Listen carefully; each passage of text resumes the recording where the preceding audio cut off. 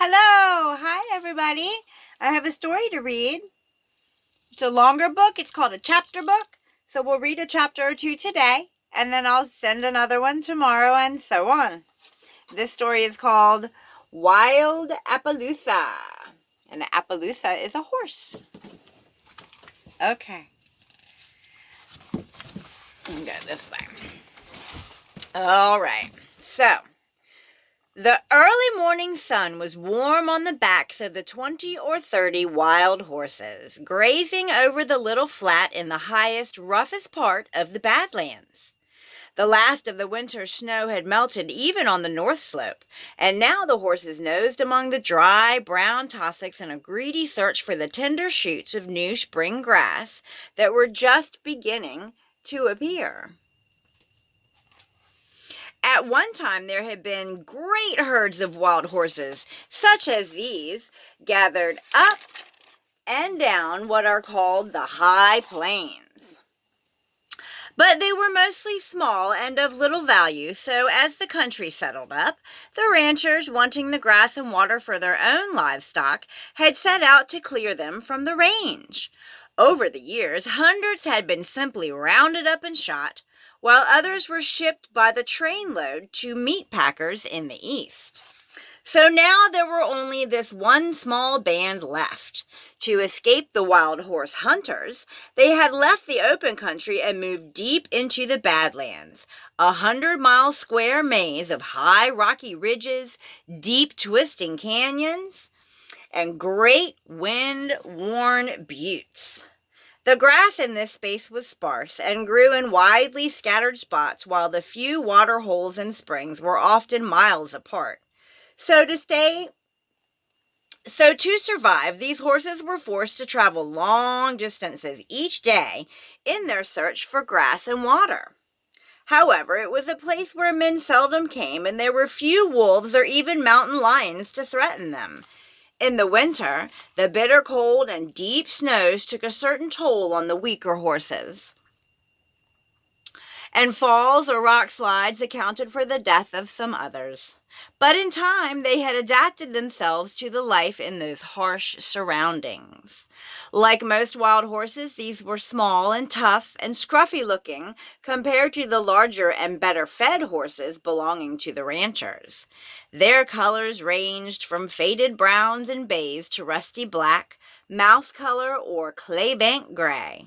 Their manes and tails were long, matted with burrs and mud, and the edges of their untrimmed hooves were broken and rough from wear on the rocky plains.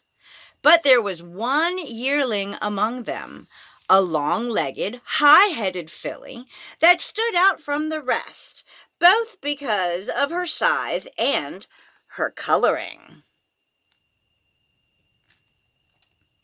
She was already larger than any of the other last year's colts, and besides that, she wore the striking Appaloosa markings. Her overall color was a deep bluish steel gray, but a great patch of white, dappled with egg-sized dark spots, covered her entire rump, blending into the darker colors down the sides. Another patch of white, edged with hundreds of darker speckles, we'll put her right there for you, covered her forehead and the pink skin of her muzzle. Oops.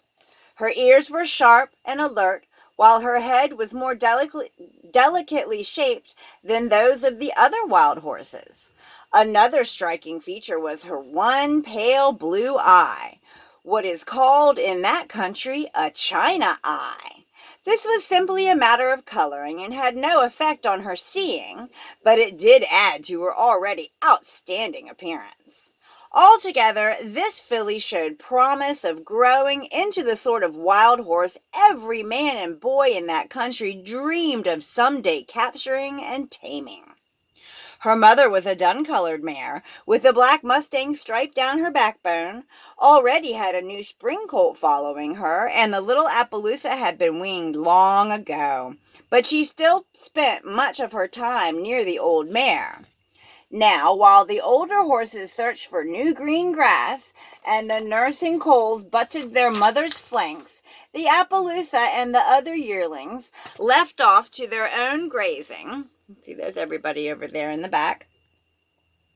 Now and again to race around or engage in mock battling with one another. There was no wind, and as the sun warmed their hiding places in the grass, the big blue flies wakened and began to buzz around their morning's business. But except for that, or a horse occasionally clearing his nostrils, the only sound to be heard was the faint, far-off squirreling of magpies.